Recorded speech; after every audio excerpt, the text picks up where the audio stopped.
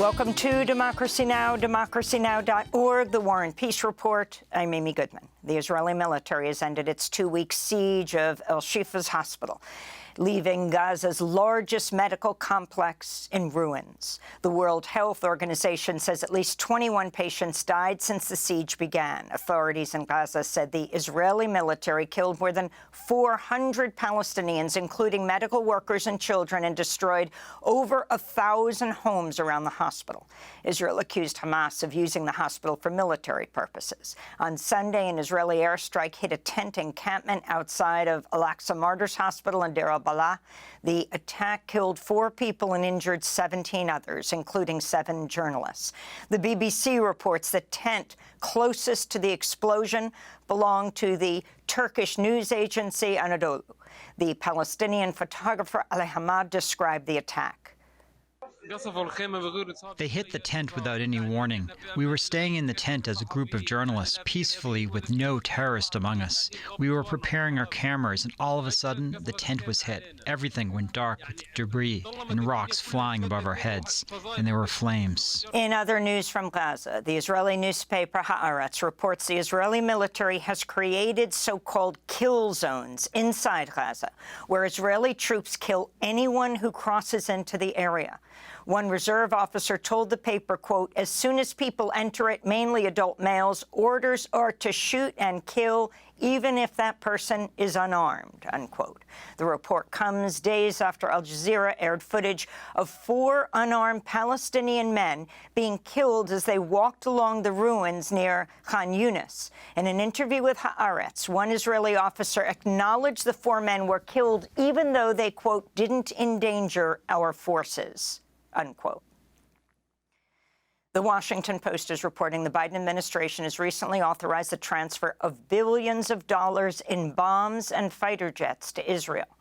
The arms package include more than 1,800 MK-84 2,000-pound bombs, which can be used to level entire city blocks. The U.S. is also sending 500 MK-82 500-pound bombs and 25 F-35 fighter jets. On Sunday, tens of thousands rallied across Israel, calling for the removal of Prime Minister Benjamin Netanyahu in the largest protest since the October 7th attacks. In Jerusalem, police fired skunk spray at demonstrators blocking a major highway. The protesters called for a ceasefire and the release of all hostages. This is Zahira Shahamor, whose elderly uncle has been held in Gaza for nearly 6 months. Today we declared that Benjamin Netanyahu, Prime Minister Netanyahu, is the obstacle between us and getting our hostages back. And we will relentlessly fight, legally of course, to have him removed from power and get someone else that can do the job and worthy of the situation that can bring our beloved ones back. Until then, Benjamin Netanyahu is the main obstacle. As calls mount for his resignation, Benjamin Netanyahu is now recovering after undergoing a hernia operation on Sunday night. In other news from Israel, police have arrested the sister of Hamas's political leader Ismail Haniyeh. Sabah Haniyeh, who is an Israeli citizen, was detained in the Israeli town of Tel Sheva. Palestinians marked Land Day across the occupied territories and across the globe on Saturday. The day commemorates the 1976 deaths of 6 Palestinians protesting the seizure of their property by Israel. Hundreds of Palestinians rallied in Ramallah and the occupied West Bank. This is Majid al-Masri, Minister of Social Affairs of the Palestinian National Authority. The Palestinian people are united in their struggle for the land, which started on Land Day in the Galilee and in the Nakab, but has now spread all over the country. All our people and the free people of the world are all united in this struggle in support of our people in Gaza and the resistance in Gaza, which is for the protection of the land and the return of the rights of self-determination of the Palestinian people. Solidarity protests were held across the globe over the weekend, including in London, where as many as 200,000 people took to the streets. Here in New York City, organizers say 30,000 people came out for a massive Land Day protest. Elsewhere, students at Smith College in Massachusetts have entered their sixth day occupying an administrative building. The students are calling on the school to divest from weapons manufacturers. The protest is being led by the Smith chapter of Students for Justice in Palestine. Pope Francis marked Easter Sunday by reiterating his plea for an immediate ceasefire in Gaza. I appeal once again that access to humanitarian aid be ensured to Gaza and call once more for the prompt release of the hostages seized on last October 7th and for an immediate ceasefire in the Strip. Let us not allow the current hostilities to continue to have grave repercussions on the civil population, by now at the limit of its endurance, and above all on the children. How much suffering we see in children's eyes. Those children in that land of war have forgotten how to smile. While the Pope called for peace, a Republican Congress member has publicly suggested Gaza should be bombed, quote, like Nagasaki and Hiroshima. Michigan Congressmember Tim Walberg made the comment during a recent town hall. We shouldn't be spending a dime on humanitarian aid. It should be like Nagasaki and Hiroshima. Get it over quick. After facing widespread criticism for calling for the atomic bombing of Gaza, Congressmember Tim Walberg, who's a former pastor, issued a statement claiming he was not advocating for the use of nuclear weapons in Gaza. In Lebanon, 3 UN military observers and a Lebanese translator were injured Saturday in an explosion near the border with Israel. Security sources in Lebanon told Reuters Israel was behind the attack, but Israel denied the claim. Meanwhile, Israel has assassinated a Hezbollah commander named Ismail al-Zin in a targeted drone strike in southern Lebanon. In campaign news, Donald Trump has posted a video on social media that includes an image of President Biden hogtied in the back of a pickup truck. A spokesperson for Biden's campaign said, quote, Trump is regularly inciting political violence, and it's time people take him seriously. Just ask the Capitol police officers who were attacked protecting our democracy on January 6th, they said.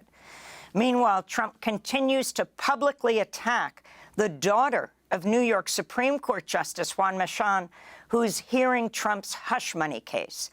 Manhattan District Attorney Alvin Bragg has asked for a gag order on Trump to be expanded to include the judge and his family. In Turkey, President Recep Tayyip Erdogan's ruling party has suffered historic losses in local elections as the secular opposition Republican People's Party won mayoral races in Turkey's 5 largest cities, including the capital Ankara. In Istanbul, Ekrem İmamoğlu won re-election with more than 51%, cementing his role as a possible future challenger to Erdogan.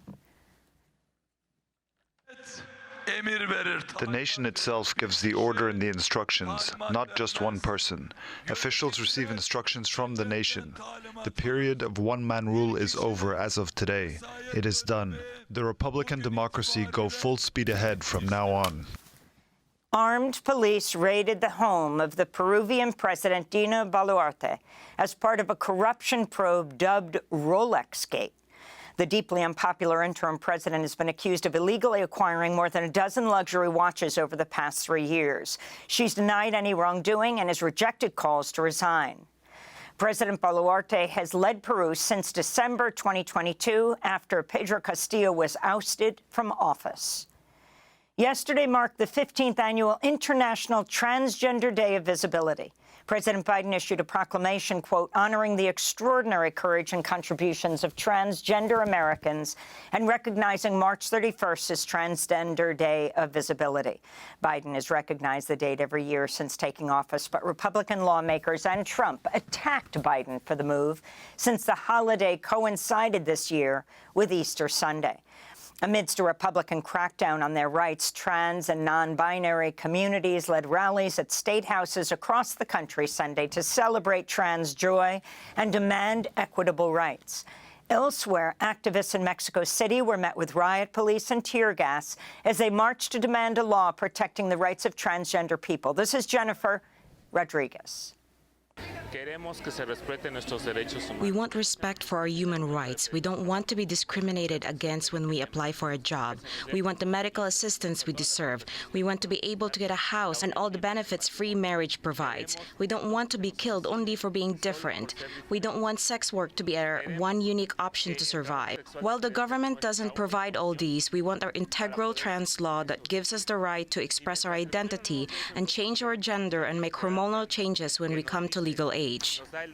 In other news from Mexico, authorities are investigating the deaths of 8 Chinese nationals after their bodies were found on a beach in the southern state of Oaxaca Saturday.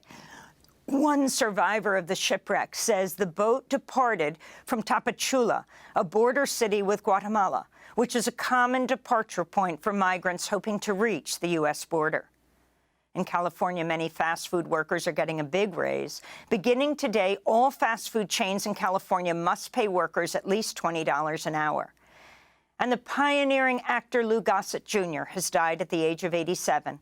In 1983, he became the first black performer to win an Oscar for Best Supporting Actor for his role in An Officer and a Gentleman. He was also the founder of the Eracism Foundation, which aimed to erase racism.